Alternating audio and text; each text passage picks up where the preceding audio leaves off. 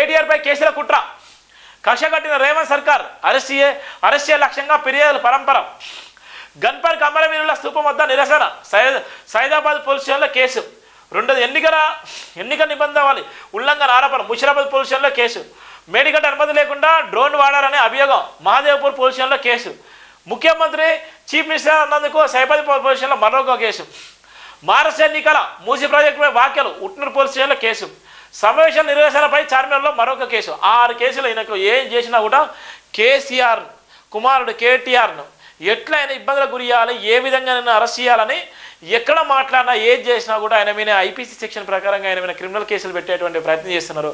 ఇప్పటికైతే 6 చోట్ల కేసులు నమోదయ్యేటువంటి పరిస్థితి ఉంది. 6 చోట్ల కేసులు నమోదైన తర్వాత ఏ క్షణమైనా అరెస్ట్ చేయొచ్చు అనేటువంటి ప్రయత్నం అయితే ఇక్కడ మనం చూసిన దానికి సంబంధించిన ప్రధాన వార్త.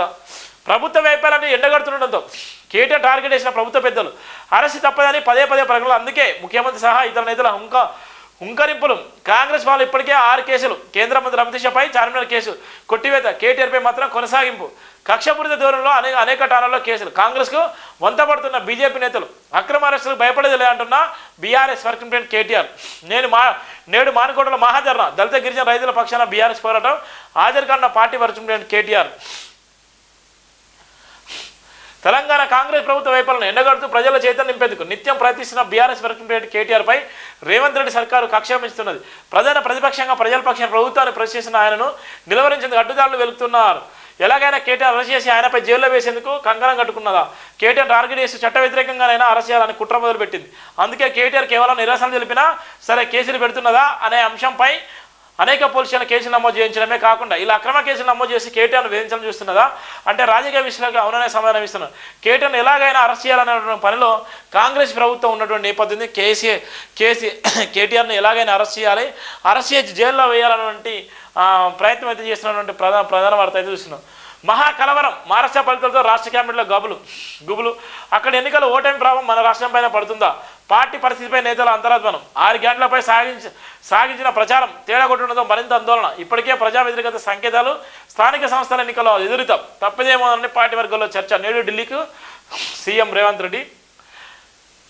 మహారాష్ట్ర అసెంబ్లీ ఎన్నికలు హస్తంపాటికి ఘోర పరాభవం ఎదురవడం తెలంగాణ కాంగ్రెస్ నేతలు గురి చేసింది. అక్కడ 44 స్థానాల నుంచి 16 స్థానాలకు పతనమై అతిపెద్ద పరాజయాన్ని మూటగట్టుకోవడంతో ఇక్కడ నేతల అంతరంతో మొదలైంది. ఈ మహా ఓటమి ప్రభావం తెలంగాణపై పడుతుందన్న గుబులు వారిలో కనిపిస్తున్నది. వరుస ఓటమితో రోజుకు పార్టీ దిగజారుతున్న నేపథ్యం కూడా మనం చూస్తున్నాం. ఇప్పటికీ 27 సార్లు కూడా ఢిల్లీకి పోయిన నేపథ్యం ఉంది. మహారాష్ట్రలో 44 స్థానాలకు 16 స్థానాలు గెలుచుకున్న నేపథ్యం ఉంది. భయంకరమైనటువంటి పరిస్థితి వల్ల చాలా వరకు ఆ ప్రభావం పడుతున్న నేపథ్యం కూడా మనం చూస్తున్నాం.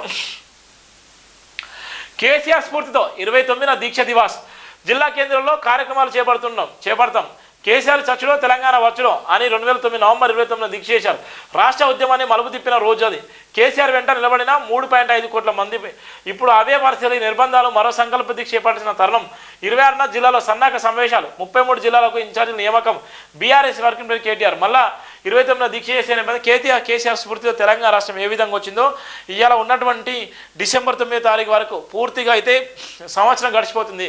ఆ సంవత్సరం తర్వాత ఇవాళ ఉన్నటువంటి బీఆర్ఎస్ వర్కింగ్ ప్రెసిడెంట్ కానీ బీఆర్ఎస్ సంబంధించిన టీం కానీ బీఆర్ఎస్ మేధావులు కానీ ఇప్పటికే వాళ్ళైతే దీక్ష చేసేటువంటి ప్రయత్నం చేస్తున్నారు. ఏదైతే 6 గ్యారెంటీల విషయంలో ఏ విధంగా అమలు చేసిన 6 గ్యారెంటీ విషయంలో ఎవరికి లబ్ధి జరిగింది, ఎవరికి నష్టం జరిగింది, ఇప్పటివరకు ఇచ్చినటువంటి హామీలు ఎంతవరకు అమలు అవుతున్నాయటువంటి ప్రయత్నం చేస్తున్నారు. 6 గ్యారెంటీల విషయంలోనే మాట్లాడుతున్నారు. మిగిలిన 420 గ్యారెంటీలు చాలా వరకు 420 గ్యారెంటీలు ఇచ్చారు.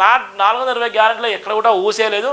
కాంగ్రెస్ పైన ఇప్పటికే ఏదైతే మహారాష్ట్ర ఎన్నికలో 43 సీట్లు గెలవాల్సిన అవసరం 43 సీట్లు గెలిచేటువంటి ప్రయత్నం ఉన్నా 16 సీట్లకే పరిమితం అయిపోయింది. చాలా వరకు అయితే అదొక పెద్ద దెబ్బ అనేటువంటి ప్రయత్నం కూడా చేస్తున్నాయి. ఇది